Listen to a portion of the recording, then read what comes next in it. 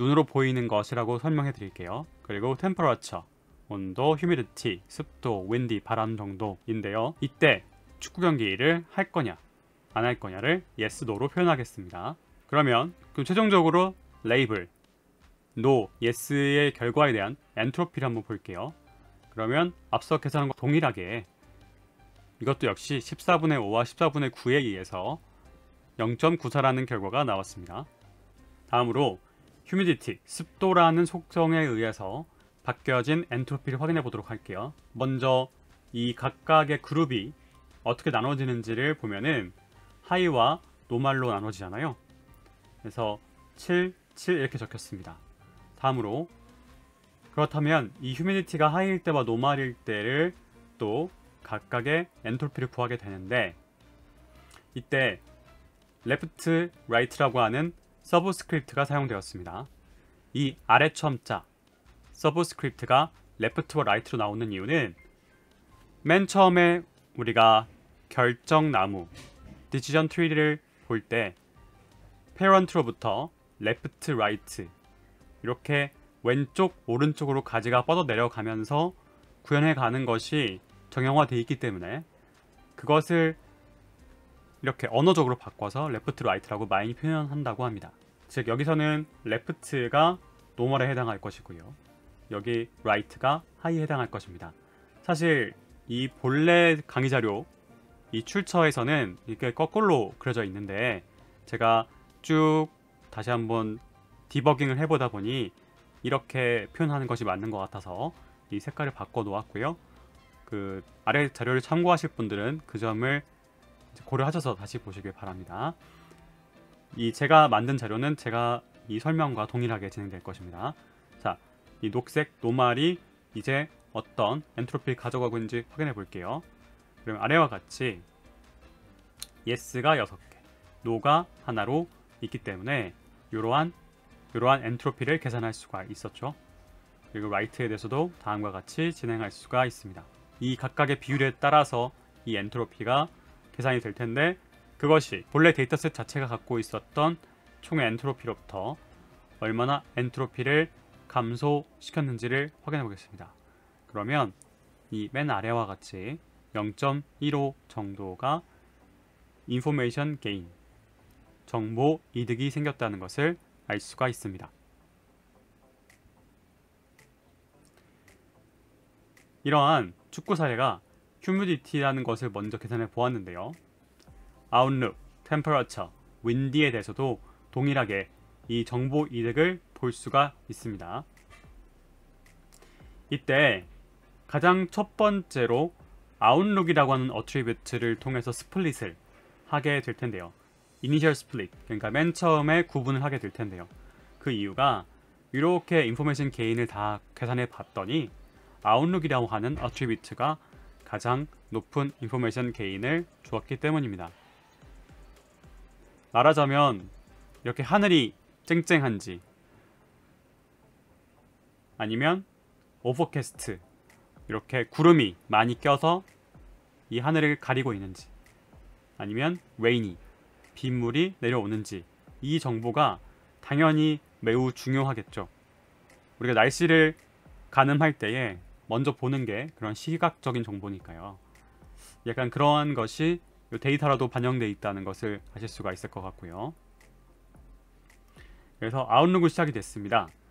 이렇게 나누기 시작해서 이제 뭐 써니인지 무엇인지 막 이렇게 나눠졌을 텐데, 먼저 써니인 부분만 세부적으로 다시 살펴볼게요.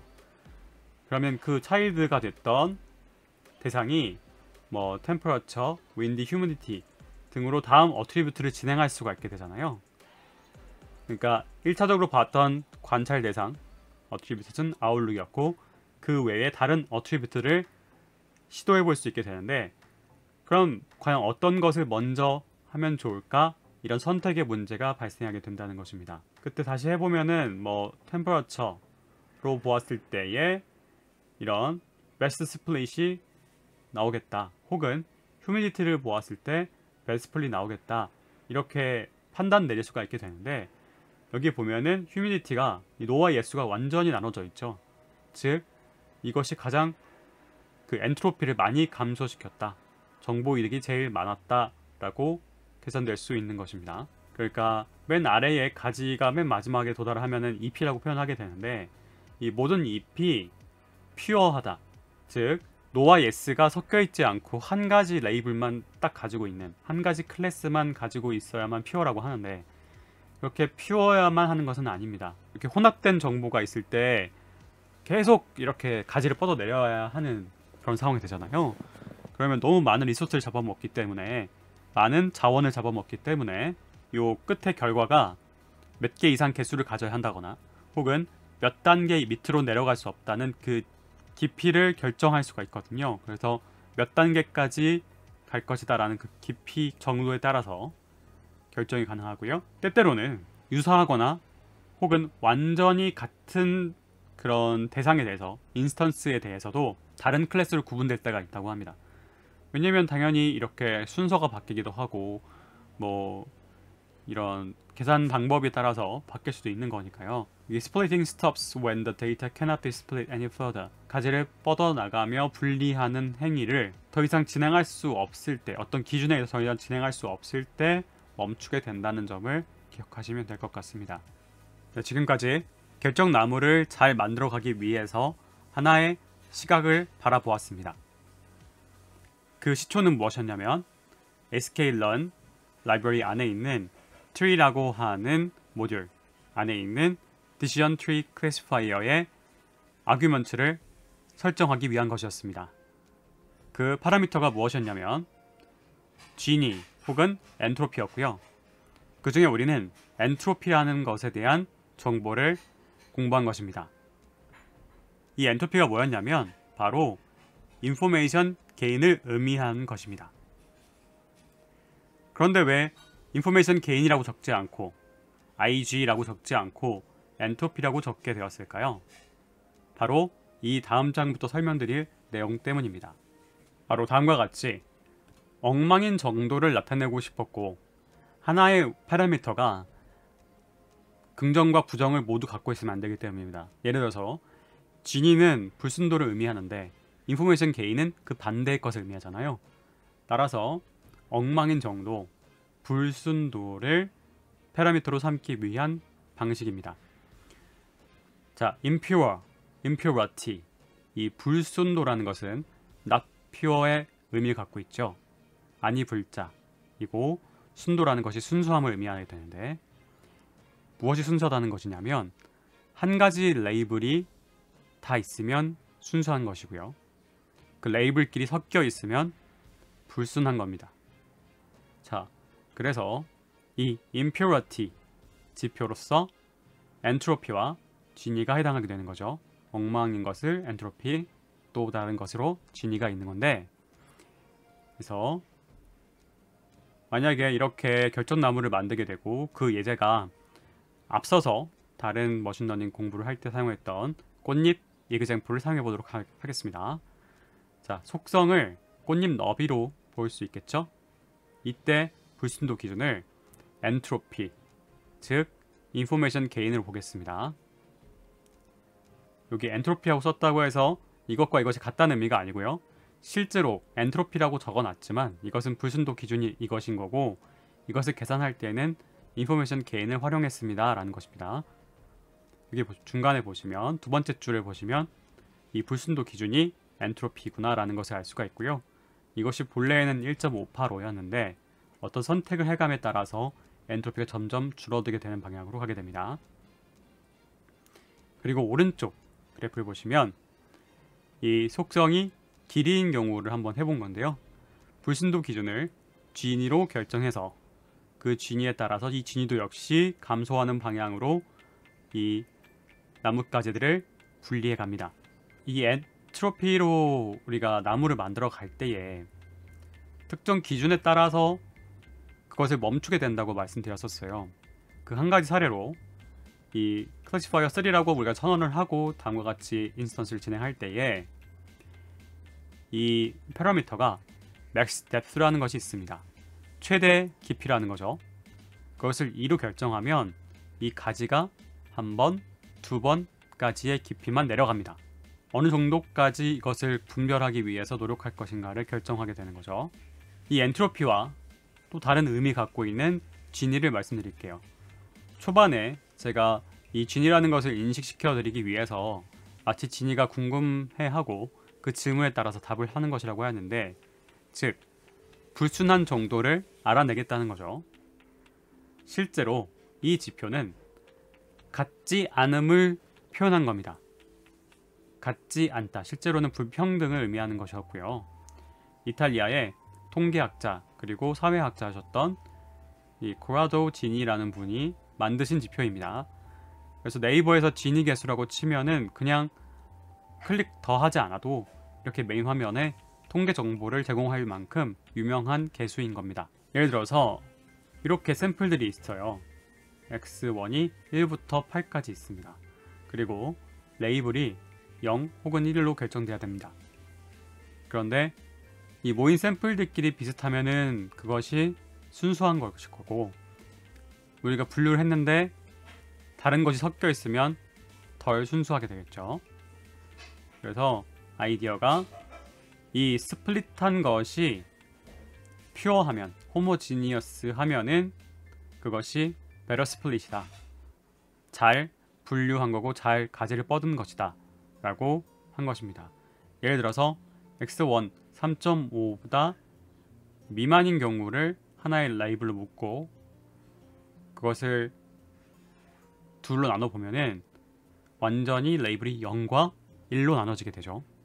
그런데 만약에 기준을 4.5라고 잡으면 이 왼쪽 이 그룹이 1에 섞이게 되어서요, 완전히 퓨어하지는 않게 되는 겁니다. 그러면 이걸 어떻게 설명하느냐? 이 지니 인덱스가 바로 proportion of instances라고 합니다. 그러니까 0과 1 이런 것들이 있는 그 비율인데, 이 같은 레이블끼리만 있는가 아니면 섞여 있는가를 설명한다고 볼 수 있겠죠. 그래서 그 proportion을 넣어가지고 그것이 제곱을 한 다음에 더해서 1로부터 빼게 됩니다. 자, 예를 들어서 다음과 같아요. 앞서서 어떤 사람이 컴퓨터를 살까를 알아볼 때에 이 age를 알아봤었고, 그때는 youth, middle aged, senior 이렇게 세 가지 그룹으로 나눠봤지만 이번에는 두 개로 나눠보겠습니다. 두 가지 그룹으로 나눠볼게요. youth와 youth가 아닌 것인데요. 왜 그러냐면 SQL을 런에서 제공하고 있는 특정 함수, 그리고 이 통용되고 있는 특정 알고리즘이 있습니다. 그 해당 알고리즘 이름을 지금 생략하였는데, 그 알고리즘에서는 이 바이너리한 스플리팅을 허용하게 돼 있어요. 그래서 그것을 시도하기 위해서 해보게 되는 건데요. youth는 이렇게 yes, no가 있고요. 다른 age는 이렇게 yes, no가 있게 됩니다. 그래서 이것을 도식화하면은 여기 parent가 있고 밑에 child가 있게 되는데,